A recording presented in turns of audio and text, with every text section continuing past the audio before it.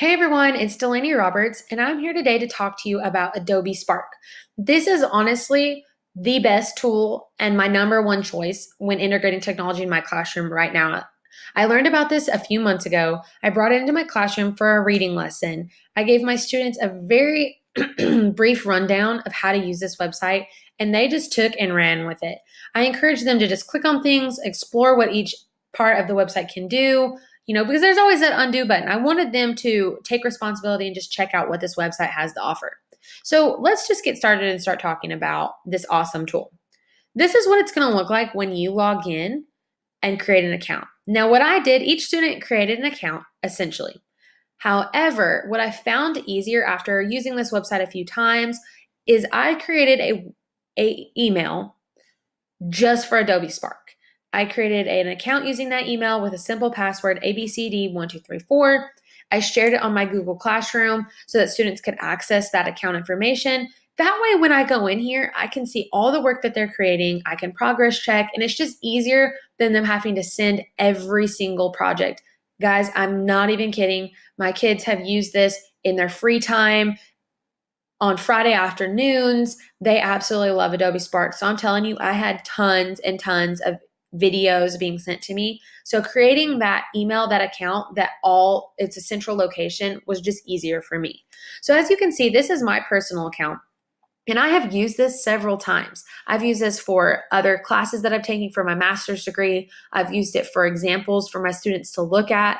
And I've also used it as an end of the year video where I put videos and pictures of all our memories throughout the year in one place, and then I sent the link out to my parents to view. It was really neat. I absolutely just love using this tool. So let's get started. You're going to go up here and you're going to click on the blue button when you are ready. And it's going to pop up and it's going to look like this. There are a ton of templates that Adobe Spark provides for you to edit, but what I prefer to do is start from scratch. And we're going to look at the video. You can also create graphics or web pages. So sometimes this takes a little bit of time. I'm the only person on the Wi-Fi right now at home, so this is pretty quick. But the first thing it's going to ask you to do is add a title or about your idea. So I'm going to create mine about spiders. Oops. So I'm going to type spiders, and then I'm going to click next. Now, once I'm here, you're going to pick a story template, or once again, you can start from scratch. So you can scroll over here, check out all the different templates, or make your own, or start from scratch. So once you click your template or you start from scratch, it's going to bring you to your actual slides to create your video. The first thing that's always going to pop up is this video with quick tips. The video is pretty quick and it's not the best example for students to just give it to them and then let them go and play around with it. You definitely still need to talk to them about how to use each aspect of the tool, but it's a great video to just get them started. So you can watch this video, and then when you're done, you can click I'm ready. And this is what every new video that you make, it's going to look like this. Now here's a few things that you need to know. There's different layouts: full screen, split screen, caption, title, and text. You can click the theme, which essentially is just going to change the color scheme of what you're doing. You can resize to a square, or you can keep it widescreen. And then my students love this part. This is the music aspect. Now you can add your own music, which is what I did when I used Adobe Spark, but for my students, just to prevent any inappropriate music being used, I limit them to just what Adobe Spark has to offer. So you can click on it, you can listen to it.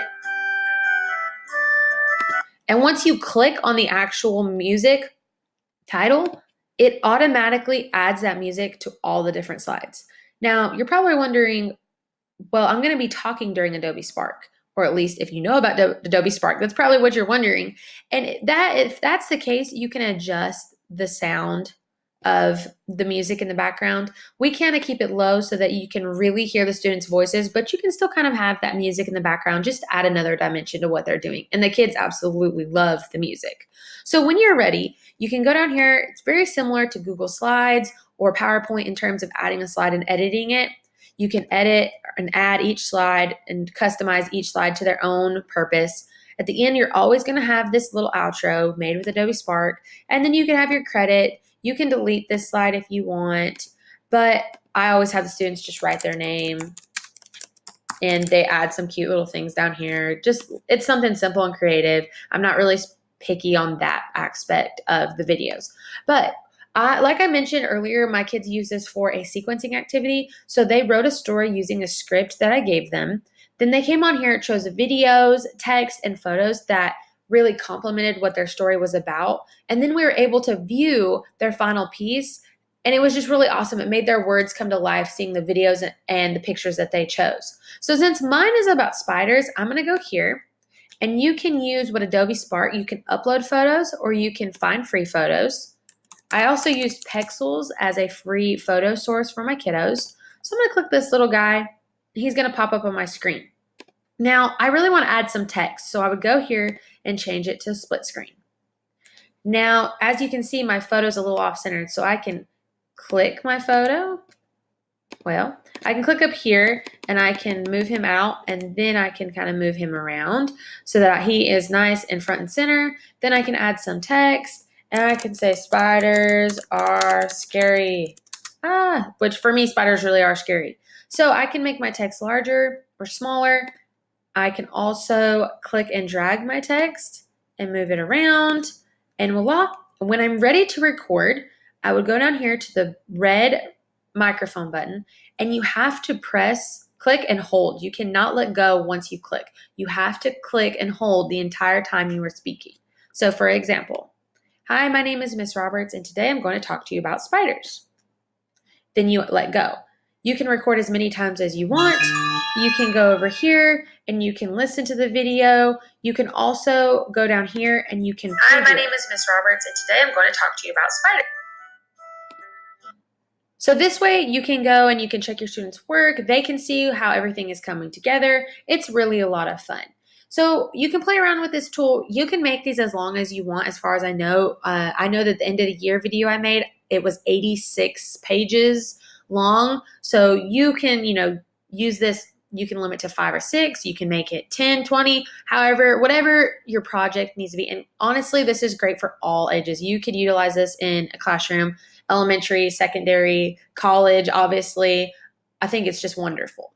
So now you can go and we can check out some graphics. You can click here. There's more templates.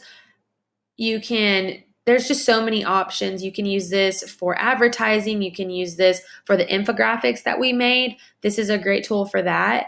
And then you can also make a web page. I haven't played around with the web page at all, honestly. So let's go check it out. So once again, it looks like we can add a title. You can do Miss Roberts. You can add subtitles. You can add a photo. I have no idea what to add here. Let's just do a sunset. Beautiful. You can add a photo, very pretty. And then you can go down here. You can add, looks like text, buttons, video, photo grid, glide show, split layout. I prefer the Google sites over this, but it does seem pretty neat if you wanted to have your students play around with this a little bit more. I definitely don't know what I would have my kiddos create for that just yet, but either way, I'm absolutely a big fan of Adobe Spark. You can go over here for the graphics, like I mentioned. You can create your own graphic. Choose this size. You can choose a photo or you can skip.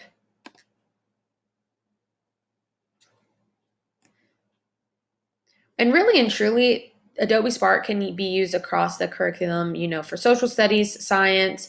I've let them use it for their vocabulary words, adding a video or a picture that goes along with their vocabulary words, and then they type the definition out. There's just so many ways that you can use this tool in the classroom to really elevate learning. It's a great assessment tool. And then of course, it really hits what we need to be doing with teaching students how to use technology. You can talk about copyright when it comes to using photos. So guys, I'm really excited about this tool. I hope that you take the time to watch this video and see what Adobe Spark is about. And then of course, I encourage you to just go on it and just play around with it. You really don't know what all it can do until you go actually experience yourself. So thank you so much for listening, guys.